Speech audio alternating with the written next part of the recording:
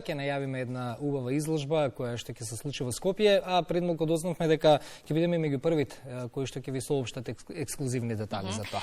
Уметност малку поинаква, но сигурна сум дека ќе го задржи вниманието бидејќи е навистина прекрасна. Тоа е уметноста на нашиот соговорник кој го имаме овде во студиото 3 на Македонската телевизија, Бојан Ковски, кој го привлекува вниманието на публиката години наназад, особено со неговиот проект Body Painting. Сликање на човечко тело, кој го представува меѓу другото на македонската публика, ги руши стереотипите поврзани со овој тип на уметност, а за него зборуваме. Бојан, добро утро и добре ни дојде во Македонија наутро. Многу ми е драго што ме поканивте, иако јас не сум ранобудилец, за ова решив дека ќе станам дека ќе дојдам тука да. Така, заслужуваат нашите гледачи, секако заслужуваш и ти да ги запознаеме со твојата работа, бидејќи си еден од ретките не само во Македонија, туку и на овие простори, кој што негува еден ваков правец на сликање, ваков правец на уметност, ќе најавиме новата изложба посветена на иконата Рафаела Кара. Но пред тоа сакам малку да дадеме и вовет, да те навратиме години наназад, колку што читав интервјуа. Не се многу години назад. Па не многу, едно 9. 2015-2016 година прв пат почнуваш ова да го работиш. Во 2021 година ја имаше својата прва изложба Метаморфоза во Младинскиот културен центар во Скопје. Ајде како увертира на разговорот малку да те навратиме на тоа од кога почнуваш со боди арт, боди пейтинг, како доаѓа до тоа да почнеш да црташ на тело? Поточно почнувам со боди пейтинг 2016 година, кога по најголема случајност со другар седиме дома, идеше нешто на телевизија и јас бев кај и јас можам да го правам ова.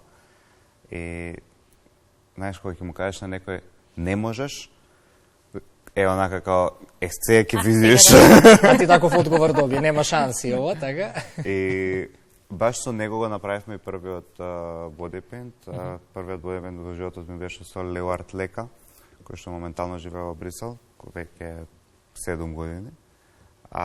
И тотално непрофесионален бодипейнт, тотално нешто што јас моментално никогаш не би го направил, поради финансиска ситуација и поради тоа што јас се уште бев дете, тогаш работев со акрилни бои на тело, што беше најлошото нешто што не може да го направиш во бодипейнт светот.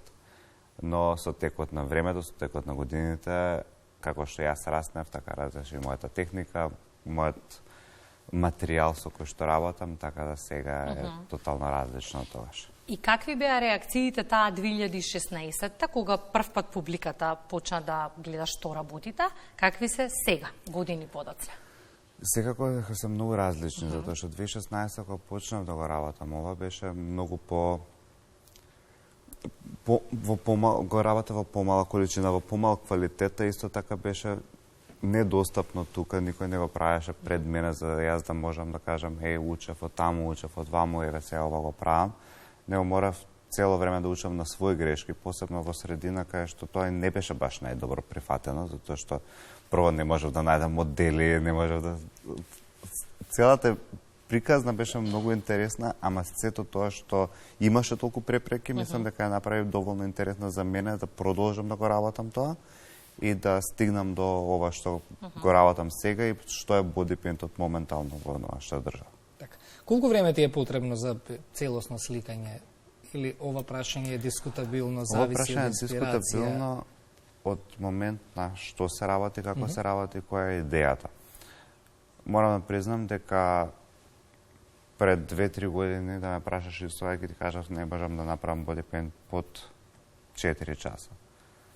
Сега, со целото искуство што се дешава и како се дешава, во зависност од тоа што правиш, бодипейнтот може да трае од 1 час до 8 часа, до 12, зависно од моето и трпението на моделот. Но пауза не може да има од ден-два, затоа што моделот мора тоа да се заврши. И правите претходно некаква скица на она што сакате да го постигнете како уметност или пак оставате читката да ве? Јас навистина сакам да правам скица за тоа што го правам. Ако работите без скица, тогаш ова е... Но имам еден момент што јас не знам да се водам по таа скица што ќе ја направам.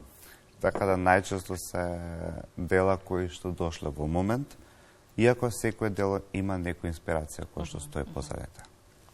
Има многу позитивни реакции од самиот почеток, кога почнуваш да се занимаваш со оваа техника, па затоа и се наметнува прашањето, може би имаш до сега организирано, ќе ме коригираш, но ајде ќе го поставам, дали планираш да организираш некои работилници, да покажеш како тоа се прави, има ли заинтересираност од твои колеги? Веќе ми се испланирани, тоа ќе се случува после изложбата, во период крај на ноември, почеток на декември месец, кај што ќе биде мастер-клас за body art и face painting со prosthetics и такви ствари. Сега доаѓаме до изложбата. До главното, до главното, да, моравме да дадеме малку вовет. И почнавме со метаморфоза, сега ќе завршиме со Кара.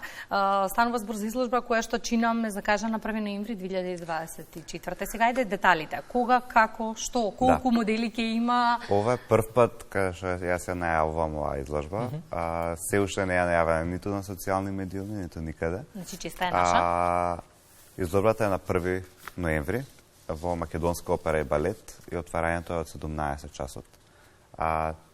Изложбава е посветена на една моја икона која што јас се викам во животот, заради тоа што доста голем дел од мојата адолесценција до сега ми е поминато со песните на Рафаела Кара, така да решив да ја одадам почит и да посветам изложба на неја, посебно поради тоа што таа почина сега пред 2 години за време на пандемијата.